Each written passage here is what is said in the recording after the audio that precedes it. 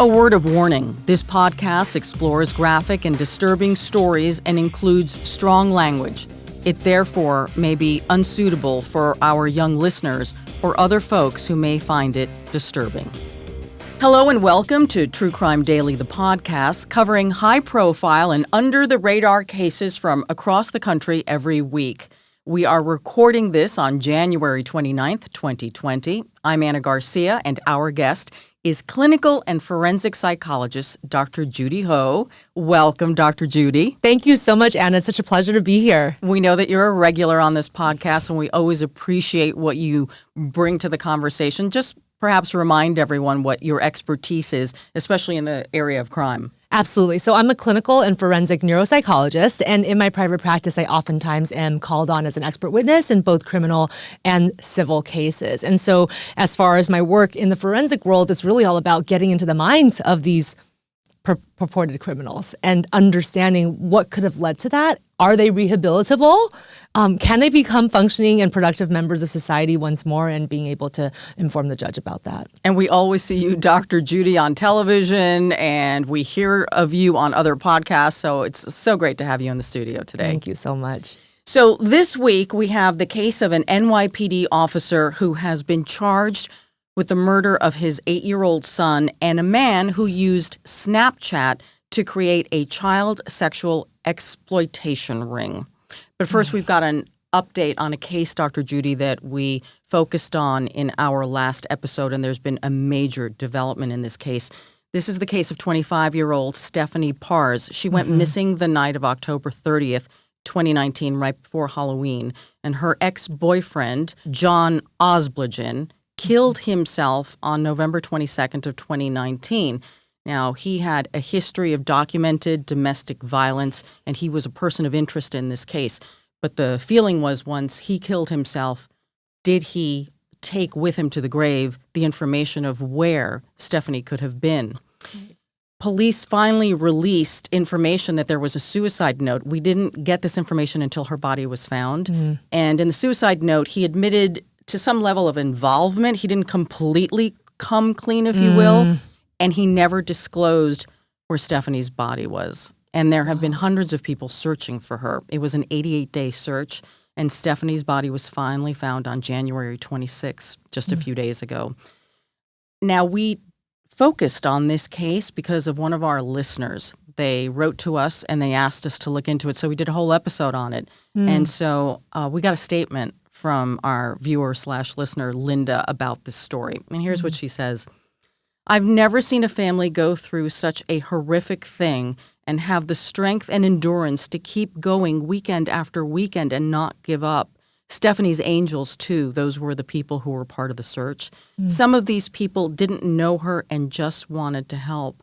So it's just so, it's devastating that the body has been found. I watched the prosecutor's news conference, and the parents were there, and the father spoke, obviously very emotional. But one of the things he said that really touched me is he said, Stephanie can now come home to us.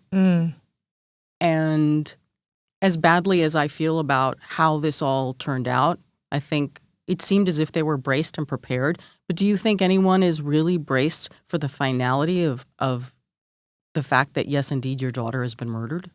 I don't think so. I mean, grief works in really mysterious ways, and I think they probably went through a lot of different stages, from denial to bargaining to depression and frustration in all of this. 88 days not knowing, but always knowing that there is this very significant possibility that as the days wear on, that it's more likely that she probably was killed. And then to actually get that news and to know that it's final, I can sense that there's going to be a lot of complex emotions. And I think what's wonderful about the family is that they are saying, at least we can now put a period on this and we can move on to actually grieve our daughter. Because when they're waiting, it's almost like the grief process doesn't really get to start, right? And then once you know for certain that your family member has passed away, then you can really do the hard work of grieving. And it sounds like they're already doing so many wonderful things already, starting an organization, trying to bring more awareness to domestic violence cases and victims of domestic abuse. So I think that that's really, really brave of them. Yes, they're going to start a foundation in Stephanie's name, and it's going to focus really on victims of domestic violence and on missing people. So they'll be forming that foundation very soon. And, of course, if you have a case for us that you want us to look into here at True Crime Daily, please reach out to us because it's important to us that we be responsive to the needs of the people who listen to us, I think. Yeah, I love that you do that, by the way. I think it just builds such a strong connection, too, to the people who are listening and watching, that they know that they can actually do something about a case as it's unfolding. And I think with this case, what was so devastating is, could it have been preventable? Because there was this long track record of this person having anger issues and having domestic violence issues in the past. So. Well, here's a question I always ask. And prosecutors are very interesting in their answer. When someone is determined to kill you, is it almost impossible to stop that obsessed human being from killing you? Right. Yeah. I mean, it's a really good question because I think people talk about this a lot, that even when you have a protective order, it can only protect you to a certain extent, because if the person shows up and you're alone and there's no other way, they can still do what they came to do. And so, of course, there's that very sad part of it. But at the same time, the protective order can cover you in some instances where, if they violated enough, there's going to be some really significant legal consequences. But I agree. I think when somebody's that determined, perhaps it's just a matter of time. But that is so sad that might be the statement. Yeah, and scary. And I think this person obviously had an obsession, because there was this lead up where it was rapid text messages as she wasn't answering right before this all happened. And I think that's how they kind of traced it back and said, you know what, he absolutely is the guy that we have to put this on. And I think there was that sort of reactionary thing that probably built up in his mind. How dare you not answer to me? And, he's already so angry and he's already explosive. And so it's just, the perfect storm, a horrible perfect storm. Sadly, we've got another perfect storm that is as horrible as I have seen yet as a crime reporter. Our first case is the murder of an 8-year-old autistic boy in New York who essentially froze to death in the family's garage because his father made him sleep on the concrete floor without pillows, a blanket, a mattress, nothing. You know why? Because it was all punishment. I can't believe it. It was 19 degrees outside. It was 19 degrees outside. The victim is Zubko-Valva, and this happened in a middle-class neighborhood on Long Island called Center Moriches. I have been there many times myself. It's the kind of place that you dream of growing up. Yeah. So this week on January 24th, the boy's father, Michael Valva, who's a 40-year-old New York City police officer, and his live-in fiancée, Angela Polina, who's 42 years old, they were both arrested and they were charged with second-degree murder. The Suffolk County Police are investigating this. The two have pleaded not guilty. They've already had a court hearing, and the father is being held without bail. And the district attorney is saying that this is one of the worst crimes he has ever seen in his life. So you can imagine how horrendous this is. Right. And I'm sorry that this is going to be as brutal as it's going to be, but we've got to get the facts out there. Yeah. It kills me when I think that they lived in a house on a street called Bittersweet Lane. Oh. It's unbearable to me. That's so awful. And that's where police responded on January 17th. It was the father himself who called police saying he needed help because he said that his little boy had fallen in the driveway, and I guess he had hit his head and was unconscious.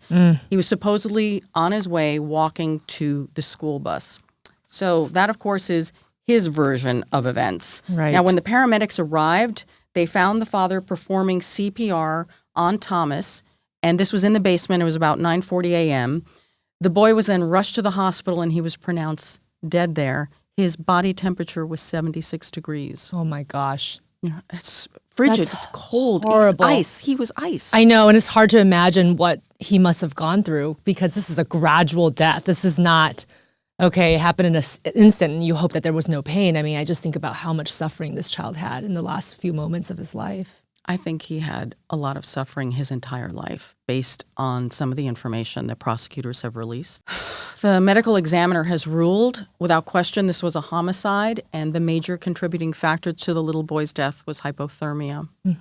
Michael Valva, he's the father. We told you he's a police officer. He told the police that his son Thomas, again, was trying to catch the bus and he fell. That was the story. Well, police say that there were incredible inconsistencies in that story. According to the Suffolk County Police, the little boy was never in the driveway that morning. They were able to confirm it because of surveillance cameras. And he suffered head and facial injuries that were, again, completely inconsistent with what the father was saying. Now, because the family had an extensive surveillance camera system inside and outside of the house, supposedly because that's how they watched all of the children in the house, there were 6 kids in this house. Because of the videotapes and the audio tapes, police were able to figure out what happened. And this is when it gets very disturbing. I also want to tell you what was going on in the family. So, Dr. Judy, it was a blended family. So you had 3 boys from his side and you had 3 girls from her side. And apparently the boys were treated far worse than the girls ever were, according to investigators. So the surveillance video shows that he punished his 3 sons by withholding food and exposing them to the frigid temperatures. I guess he'd either put them outside or he'd put them in the garage. Right. Police seized these videotapes, and it shows that for 2 nights prior to Thomas's death, that's the little boy who died, the 8-year-old, the father forced Thomas and his 10-year-old brother Anthony, who is also autistic, to sleep in the unheated garage. And the video shows them shivering. Oh. I'm just so upset by this. The police go on to say that the videos on the morning that Thomas died, it shows that he was struggling to stand up and he was unable to walk. Oh. And that one of the children asked, you could hear this on the video, what's wrong with Thomas? Why can't he walk? And the fiance responds, well, when you're washed with cold water and it's freezing, you get hypothermia. What? Oh my gosh.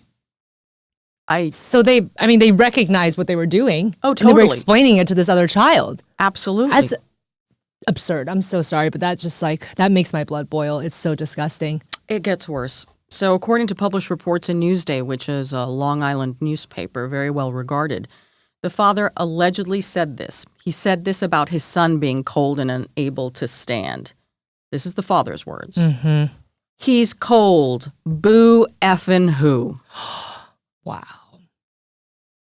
No understanding of what it takes, obviously, to actually keep a child alive. I mean, the Clearly extent of punishment, there's no real connection to what actually could kill somebody, basically. Clearly this dad did not love his dad based on that statement. Again, No. this is from the videotapes. Now, prosecutors referred to these video and audio recordings at the couple's arraignment. And again, it showed how the children were shivering in the cold. Now, there's another tape that also is very damaging about how the father allegedly treated these children. He supposedly had his hand over Thomas's mouth, and you could hear his fiance saying, "What are you doing?" And he says, quote, "Suffocating him. That's what I'm doing." Wow. So That's just... I'm seeing a pattern here, just based in the last few days of this child's life, based on these videotapes. Once they were able to get these videos, it was unbelievable. The district attorney says that the depravity of these defendants is so shocking. It caused the death of this little boy, and they watched him die. So now, of course, they're investigating all the potential abuse that could have gone on in that house. Right. But there's a lot of history. There's a lot of history because back in 2018, 2 years ago, before he died, the county started an investigation and the family was put under a form of supervision and they had to take parenting classes. And a lot of this stems from a report that came from the school itself. And I know you've got more information on what that report reveals about what these kids were going through. Yeah. So in November 2018, a school psychologist shared a letter. And in the letter, the school psychologist writes, the biggest concern is that Mr. Valva and his fiancée, Angela, do not understand the depth of Anthony and Thomas's disabilities because they both had autism. Both Anthony and Thomas come into school hungry and frequently say they did not eat breakfast because they did not ask for breakfast or somehow they got in trouble. Again, more evidence that they have been long using deprivation from food as a way to punish these kids. The boys were afraid to go to the nurse's office for a while. They said it was because they were directed by Mr. Valva, their father, and Angela not to go to the nurse's office. So don't even seek medical support. This occurred shortly after the school nurse became involved in a CPS case because Thomas had multiple bruises from dad. And even their biological mother, Justina, had tried to alert Suffolk County family court judges multiple times to remove her children from Michael's care. She created Twitter in 2018 to show that abuse, and she shared a video where Thomas was saying, "Daddy said I can't hug you, I can't kiss you, and I can't say I love you, Mommy." And then Justina says, "Well, what if you do? What will the punishment be?" And this is so sad. Thomas says, "Then he'll put me outside." So how long had he been utilizing that punishment? And how long had Thomas survived it until the day that he died? I think based on the videotapes that the mother has posted on Twitter, if we just look at those dates of posting, clearly for 2 years, just based on the videotape. So awful. One could honestly, I think, presume that it went on much longer than that, but the only documented, I would call, evidence of that, these are the children in their own words. So the two married in 2004, and then they began their divorce proceedings in 2015. And apparently in the court records, the mother did tell the court that she believed that the father was abusing the boys, but nonetheless, custody went to him. Now, That's very odd. well, this is the question I'm going to raise because I can't make an accusation. Yeah. But he's a New York City cop, and she appears to be an immigrant. She's got an accent. Do you think who's going to have more sway in that court? The New York City cop Yeah. or the mom? It's a really good point. I mean, again, he has the inside knowledge in many cases, right? I mean, who knows what kind of cases he worked on as a New York City cop, but he's been a cop since 2005. And so maybe he's seen other cases like this pan out, and he knows just the right things to say in front of the judge to get custody. Absolutely. But why? Why get custody when you obviously don't love your children or don't even know how to deal with, basically growing pains? I mean, yes, these children had special needs, but it just doesn't seem like he has the compassion or the wherewithal to even want to learn, well, how is it that I should manage these children when they're being difficult? Well, what is the psychology behind that? If you, in some ways, kind of don't like or resent your children because you treat them badly, yet you want to keep them and you don't want them to be with the mother, I don't understand what's the thinking behind that. And you know what's so sad is in so many cases like this, it's all about power and control, really. It's about power and control of your children and power and control against your ex, right? So it's like keep the children because then they're under your control, and also the ex can't be happy, which is so silly because he seemed kind of miserable managing these children. And it was known that he's had a lot of anger issues. And so, I mean, it just feels like he was a ticking time bomb from the beginning. And it's just very sad that the judges ruled the way they did. It's sad that Child Protective Services ordered what it sounds like a year of positive parenting courses. And then once they finished, they kind of said, okay, well, we'll let you try it on your own. But there wasn't more follow-up. And I get it. CPS is a very overburdened system. But at the same time, when you get multiple reports, both before and after they ordered this year of parenting courses, isn't there some kind of follow-up, maybe just a few months down, check in on them, drop in on them? I mean, couldn't they have done more? I think so. And they have started, the county has started an investigation to figure out what they could have done, what more they could have done, where they failed, who failed. Yeah. Apparently there was another call within the last year where they went out, but apparently no one was home when they went to check. I don't know whether the complaint would have come from the mother. We don't know.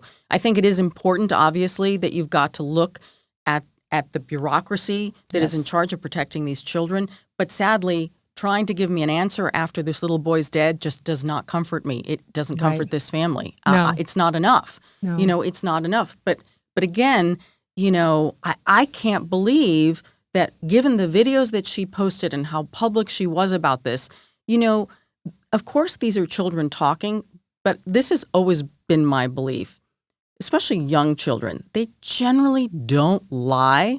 The stuff they lie about is the fantastical stuff. Mm-hmm. Do you know what I mean? Yes. And so she basically had interviews with her children describing what was going on.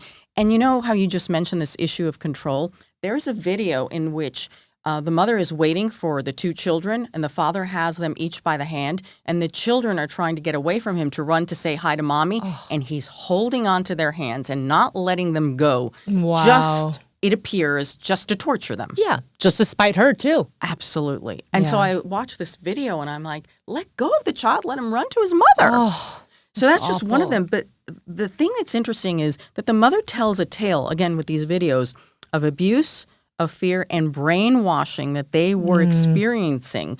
Here's something that I found very interesting on one of the videos. So it looks like the kids are in the car with dad. And you can hear him leading the kids in this chant. You know how you say something, the kids repeat it in their little voices? And this is what he was saying. Mommy is mean. And then they repeat, Mommy is mean. Mommy is mean. Mommy hits me.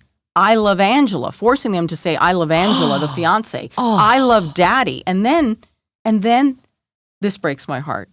You can hear one of the children asking for water, saying that they're thirsty. Daddy, can I have some water? Daddy, can I have some water? When you now know, looking at this video and listening to it, that these children were denied water and food. Basic needs. Basic needs, for how many years. And the crazy thing is there was all of this surveillance tape. I mean, he kind of built his own downfall in many ways, right? Right. Because you just go back and you see, whoa, this has been a pattern, and he didn't erase the videos, obviously, so they were just out there for them to utilize. And this also kind of reminds me a little bit about a case a while back, and it reminds me of the Turpin case. Do you remember that? Oh my God, yes. With all the children being chained to beds, and again, they're soiling themselves, they're not getting their basic needs met. I mean, I know that this is slightly different, but it reminds me of that sort of group brainwashing, group punishment. Nobody gets their basic needs met, and it's all about control once again. And it's like, but why even bother? Because that's kind of exhausting to have to do that rather than just try to be a better parent. I feel like which one's worse, I don't understand. Yeah. In fact, there is another similarity to this peeing pants here, because Thomas is seen in one of these videos describing that he's being locked outside and not given breakfast because he had an accident and he peed his pants. And you know what's so sad is many children with autism, because it's a developmental disorder, they are going to have developmental delays. They tend to take a longer time before they can truly achieve toilet training. And so again, this is not his fault. He's still learning. He's just taking his time getting there. And again, the father and Angela, they are misinterpreting this as, oh, you're disobeying us. You're being a bad kid. And just doing things that are so out of the ordinary for somebody soiling their pants at that age is, again, for a child with developmental difficulties, it's kind of normal. Like, what happened to those positive parenting classes? Did he learn nothing, or did he just not care? Because this is just ridiculous as I'm reading about it. I think it's probably a little bit of both, really. Yeah. It's interesting in the school report that you referenced that the school got the sense that they really did not understand the severity of the autism that the children had, especially the older boy, the 10-year-old, because apparently what would happen to him is he would freeze when he got anxiety, and the school report describes it almost as if like it's a self-imposed mute button, because his anxiety gets so extreme he can't handle it, that then he can't speak. Right. So can you imagine? And I heard him on that tape where the father was doing the callback chanting, I love mommy, I don't love mommy, I love daddy thing. And you could hear him, the father keeps asking him, say you love daddy. And he's struggling to get the words out. Wow. Knowing he has severe anxiety, can you imagine he's put in this position where if he doesn't answer his dad the way his dad wants him to answer, something bad could happen to him? I mean, that's in the mind of a child. Yeah. And what's so interesting and telling is that children in many ways are so much more intuitive than adults, right? Adults, we start to kind of overthink things and we analyze, but children, they just respond in the moment. The fact that he sort of freezes and just stops speaking, I mean, it is such a parallel to what his punishments were. And when he is punished, I mean, it's basically like Michael and Angela were imposing fight or flight responses in their children all the time. When they were at home, when they were supposed to be safe and be nurtured, they're constantly thinking about survival. And so anything that happens at school that feels a little intimidating, it's like immediately you go to that place of I'm unsafe, and they just freeze up and stop talking. So to me, that to me sounds like these kids have just been tortured for so long that like their basic go-to is sort of a state of fear all the time, no matter who it's coming from. Is there hope for them? Is the damage that's been done to them so severe, given also some limitations that they have simply because of the autism? What do you think? Well, I think it's really hard because it sounds like the older son is 10. Yeah. And so The early developmental years are the most important for establishing positive and healthy attachment and learning that the world can be a safe place, that parents can be there to support you. So it's almost like having to really relearn all of that. But it takes so much longer as they get older because they just go to people with a state of mistrust. And I would venture to say that I'm sure these children have some type of PTSD that it takes a long time to recover from. I work with patients who have been exposed to trauma in their early childhood and as adults in their 40s and 50s, still suffering from it with their lives on completely different trajectories as a result. So I think, yes, it's possible, but they've got to get to professional care as soon as possible. And hopefully in the care of people who actually want to nurture them and want to care for them and can help them reset their expectations of what their relationships could be like with people. There have been several hearings on the children and where they would all be going. So there's a total of 5 children. Yeah. The courts have ruled that all the children have gone to their respective biological other parent.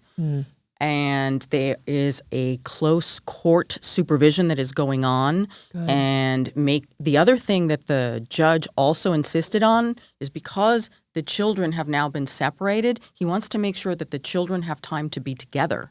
That their relationships as the blended family, that they still have contact with each other. That's so nice. that's been ordered for the Yes. children. And of course, Thomas's mother has custody of the 2 other boys. And the court there's been a report back on how they're doing. And the report from Child Services is that they are, quote, thriving and that they have an abundance of food. Ugh, What a relief. That you even have to say that. The fact that you have to is how sad this case is. Oh, it's very sad. Obviously. So all the kids are now with their other biological parents. They're being watched by the courts. Good. And Valva, who's been with the New York Police Department since 2005. He was working as a transit officer. The NYPD has suspended him without pay pending the outcome of this case. And again, we want to remind everyone that both of them have said that they are not guilty and deny these allegations. And the stories that we have just told you all come from prosecutors and police and the audio and video recordings from their home and from the mom. I still think it's amazing that they're maintaining innocence when there is video footage and audio recordings. But hey, you are innocent until proven guilty. And I guess that's what they're maintaining. And that is our court system. Yes. But I find this story very disturbing. Yes. I've been very upset by it. And Yeah. it's when you abuse the innocent Yes. children, the elderly, or animals. Oh, yeah. I can't. Right. Oh, yeah. Because they have no other way of getting out of it, really. You know, they're full victims. There's no choice, no volition in the matter. I mean, where are you going to go as a child? And also if it's what you've known. I mean, you talked about this brainwashing aspect of this, right? If this is what you know, sometimes you might not even know it's torture. Or you might think, okay, daddy's mean sometimes, but you don't see it as what it truly is, which is horrific abuse, right? Yes. You don't know that. This is just your world. So I really hope that the kids are in much better hands now. So glad that the court has a good supervision on them. Yes. Yeah. I think the county is going to try and do right going forward based on what happened in the past. Thank goodness. We have another disturbing case, and this one I really want you to help me get into the mind of this guy because, it's disgusting, of course. This is a Snapchat sextortion ring targeting children. A 30-year-old man, Joseph Woodson Jr. from Ashburn, Virginia, has been sentenced to 50 years in federal prison, and hopefully he will spend the rest of his life there. This is the case. Back in September of 2019 in Florida, he was convicted on 3 counts of production of child pornography, 1 count of distribution of child pornography, 1 count of sending threats, and 1 count of conspiracy. In essence, what he was doing, he was befriending girls on Snapchat. He would pretend to be of their age.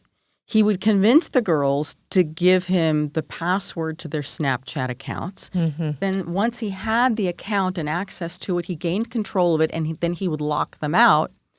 And then he would extort them to get their accounts back. Or, of course, he would probably post something really horrible since he had control of their Snapchat. Yeah. And what his demand was that for them to take videos and photos of themselves in sexual positions.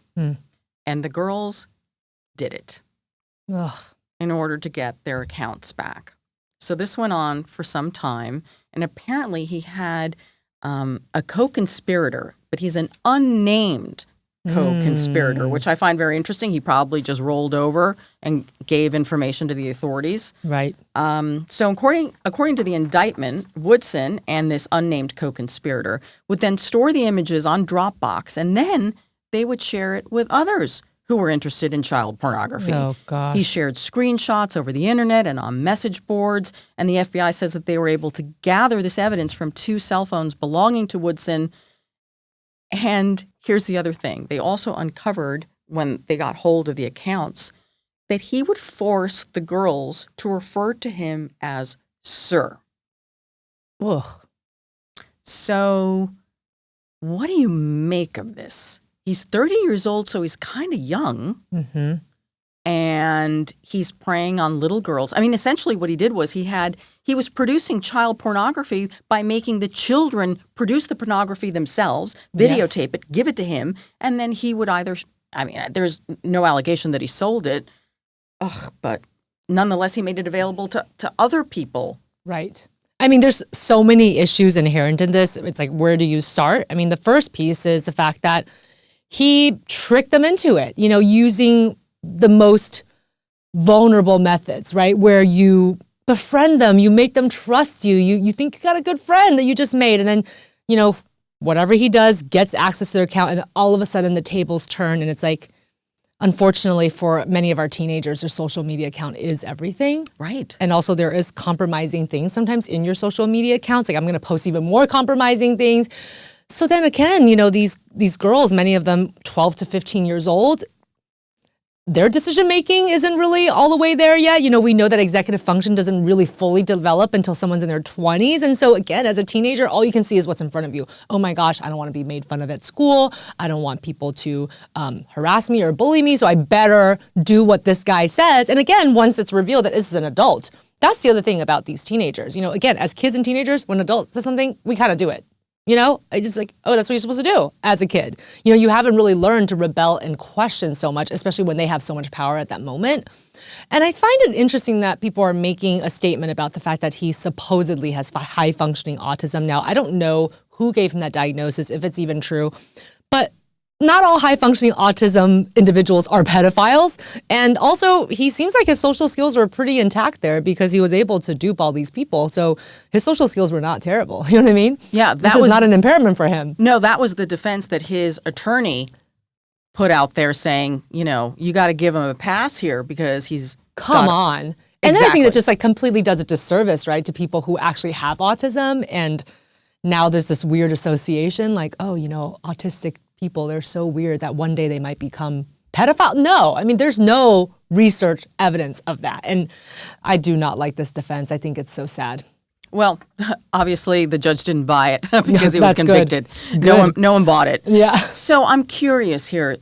At the point that the girls were approached, he was pretending to be their age. Mm-hmm. And then when he had control of the account, he clearly then revealed, no, I'm not a kid. Mm-hmm. I'm a man, and you're going to call me sir. Ugh.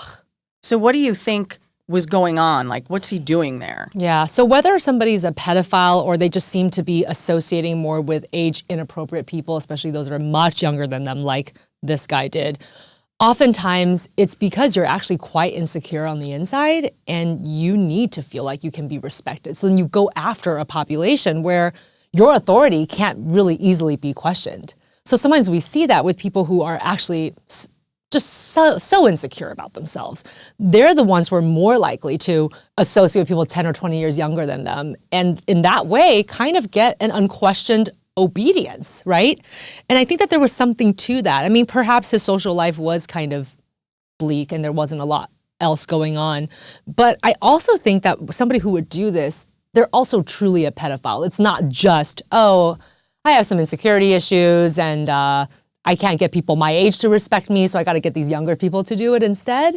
But I think that's still an element of it, to have them call him sir. Again, that sense of power and coercion, again, very similar to that last case we talked about with Zubko-Valva. It's like, okay, great, you got a kid to call you sir. You feel better about yourself? I don't know where they where do they go with that? Do you now sleep better at night because you got called sir by 10 different girls who were giving you sexual pictures? I mean, it's really hard to understand what was going on in his mind that made him want to do that to every one of them. And what can you tell us about the pedophile mind, Yeah, it's interesting because sometimes people will say that people who are pedophilic, that it's actually a type of sexual orientation and this is silly, but there's a theory that it's like, okay, some people are just not attracted to fully formed adults. They're just more attracted to younger people. But there's a lot more theories talking about how when individuals are true pedophiles, that something went deviant in their sexual development at some point. Now, there are some biological similarities with pedophiles in terms of their brain functioning. There are certain areas that don't function quite right. And we've seen some similarities, although it's not clear enough for us to make like a full diagnosis on that. But also many pedophiles have had traumatic experiences themselves, and oftentimes those involving sexual trauma. And then they misattribute their attraction to children as opposed to adults. And there are treatments for pedophiles, but they would need to want it. There are some people who can say, okay, I have been rehabilitated, but it's interesting because when you interview them, they don't say, I'm not attracted to children anymore. They just say, I just know what the consequences are, so I don't act on it. So inside, they still feel attracted to children, which gives evidence to that theory of it might be a type of true attraction, but they just don't act on it. They don't do anything that could get them into trouble and hurt another human being. So it's like a behavioral conditioning that they are forcing themselves to go through as part of therapy. Right. But I very rarely hear a pedophile who says, I've been attracted to children for 30 years and now I'm only attracted to adults. I mean, you don't really see that. So yes, it's much more, like you said, more of a behavioral stop that they're imposing on themselves, which is why they have to be motivated.